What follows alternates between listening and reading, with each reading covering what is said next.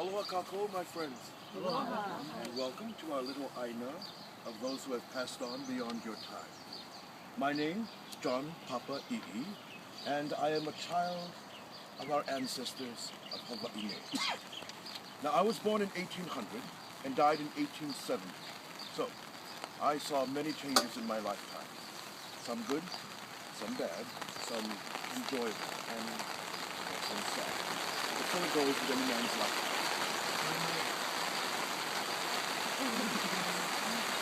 It's probably a big one.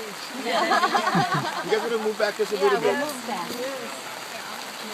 Get water on. Thank you. You guys okay? Fine. All right. So, when I was born, we still lived under the kapu of the old gods.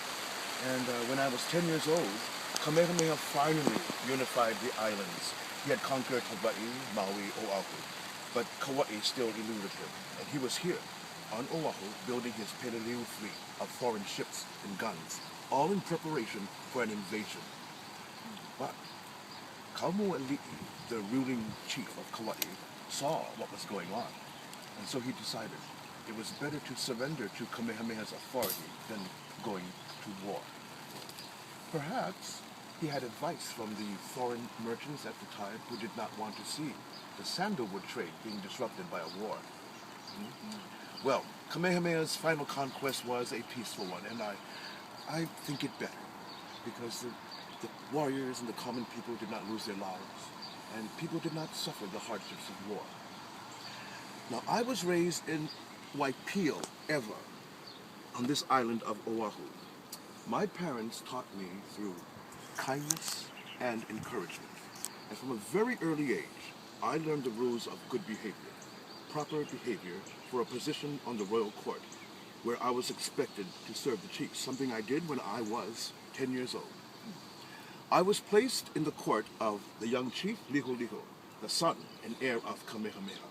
He and I used to love to draw ships in the sand, because there were so many ships in the harbor.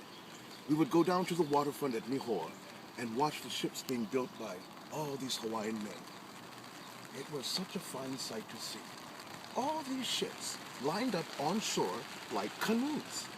Now, they had cabins astern, and the size of the cabin depended on the size of the ship. And we loved to just go climbing over each and every one of them, always with an eye out for the watchman, of course. Now, the missionaries arrived shortly after the death of Kamehameha.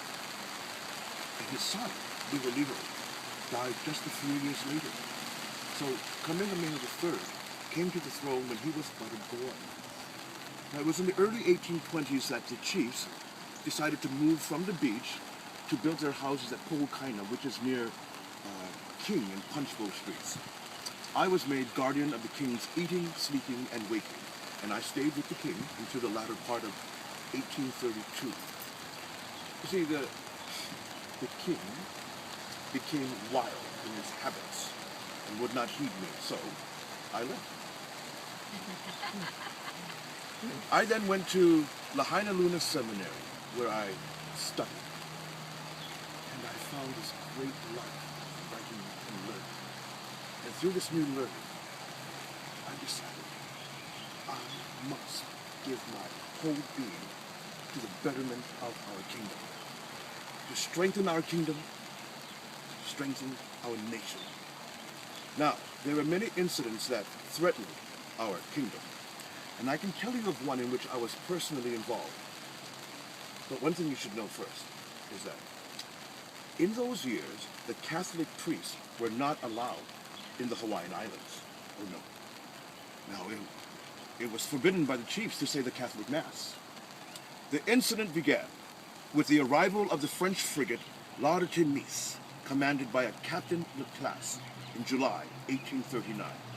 This ship had recently been in Tahiti, where Captain Laplace demanded redress by the Tahitian government, demanded religious freedom for Catholics, because this way the priests could enter those islands. Well, he planned to do the same here in Hawaii.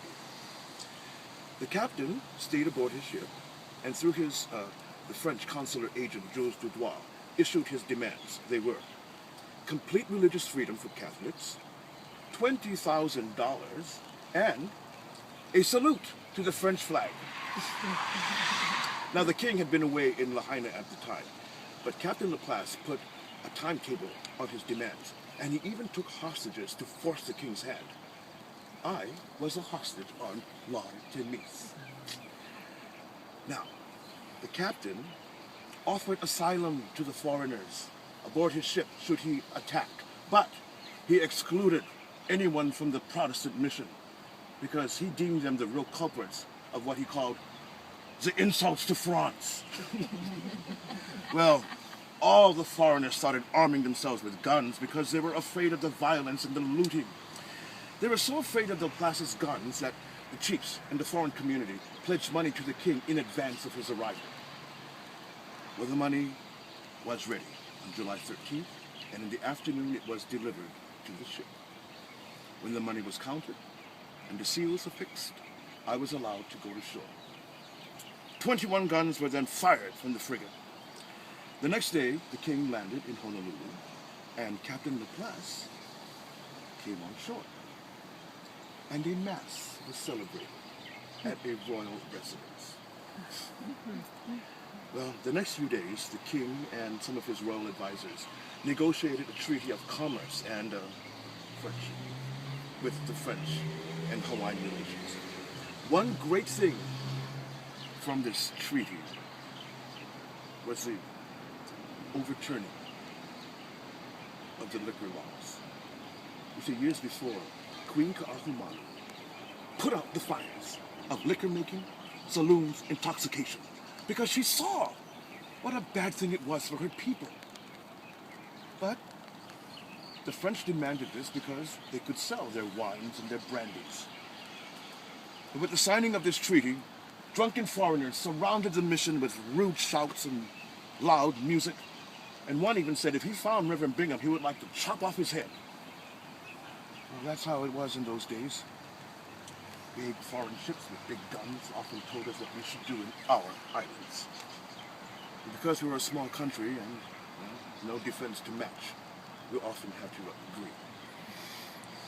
Now, the Royal School was built and finally opened for the sons and daughters of the high chiefs.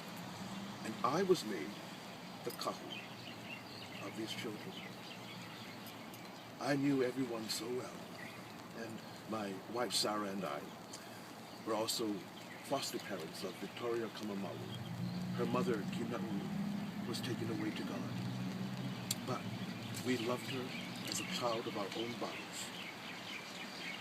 I held many positions of honor in the kingdom. I was the general superintendent of schools on Oʻahu. I was appointed by the king to the Treasury Board the next year. I served in the House of Nobles from 1841 to 1870, and in addition to my legislative duties, I was an Associate Justice of the Supreme Court.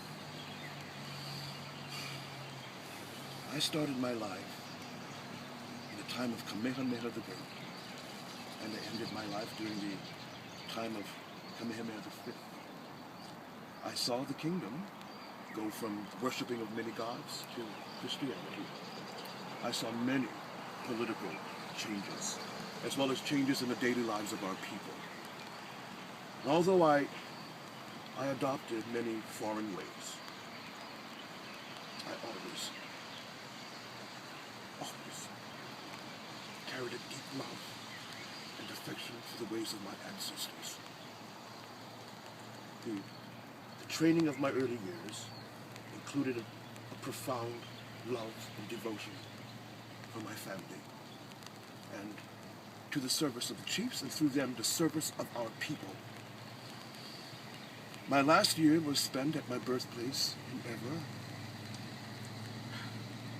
I do hope I lived a good Christian life, and that I was a strong member of Ke'aupuni, Hawai'i.